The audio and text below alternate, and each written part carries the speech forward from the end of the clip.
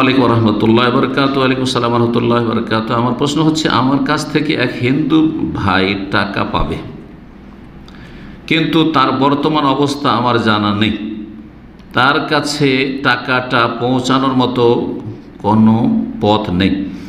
এখন আমি যদি তার হয়ে দান করি তাহলে কি সে সব পাবে না পাবে না?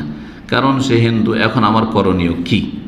প্রথম কথা, আপনি যে একটা হিন্দুর অথবা কোনো অমুসলিমের টাকা নিয়েছেন, জি, মুসলিম একে অপরের ভাই, এ কথা আমাদের সবকে জেনে রাখতে হবে। ইন্নামাল মুমিনুনা ইখওয়া, মুমিন একে অপরের ভাই। জি, ঈমান না থাকলে কেউ কারো ভাই থাকে না। জি, আসলে যেটা ভাই।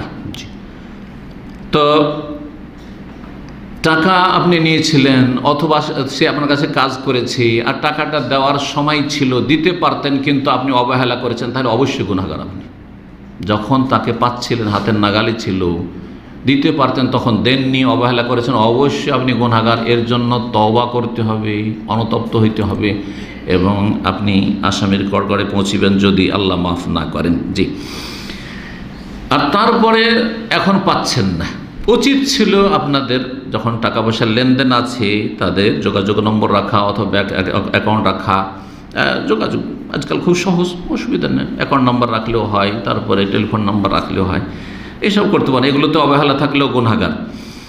এখন টাকা পৌঁছানোর মতো কোনো রাস্তা নেই, আপনি এখন তার পক্ষ থেকে, এটা হচ্ছে শেষ উপায় যে কারো পক্ষ থেকে দান করে দেব, কোনো রাস্তা পাচ্ছি না, তখন শেষ উপায় তার পক্ষ থেকে দান করবেন।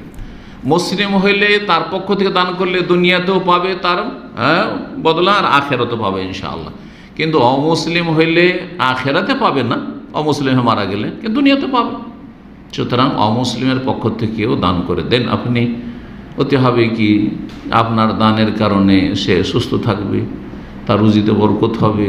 দুনিয়া আল্লাহ দেন, কাফেরকে দুনিয়া দেন না, বরং কাফের কাছে দুনিয়া বেশি রয়েছে আরও, কারণ তারা দুনিয়ার জন্য রাত দিন ছুটছে, দুনিয়ার জন্য রাত দিন ছুটছে। আল্লাহ বলছে যে যার জন্য ছোটে ওইটা আমি দিই ওকে, ঠিক আছে।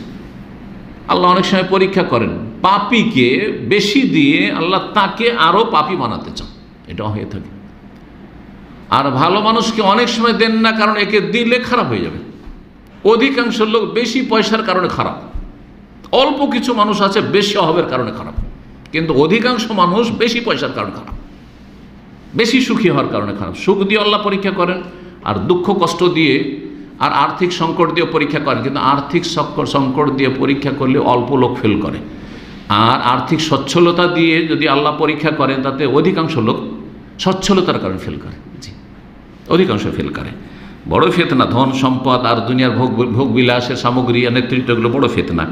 তো যাই হোক, দুনিয়া আল্লাহ দিয়ে দেবেন, আপনি তার পক্ষ থেকে দান করে দেন আর আল্লাহর কাছে তওবাও করেন। জি।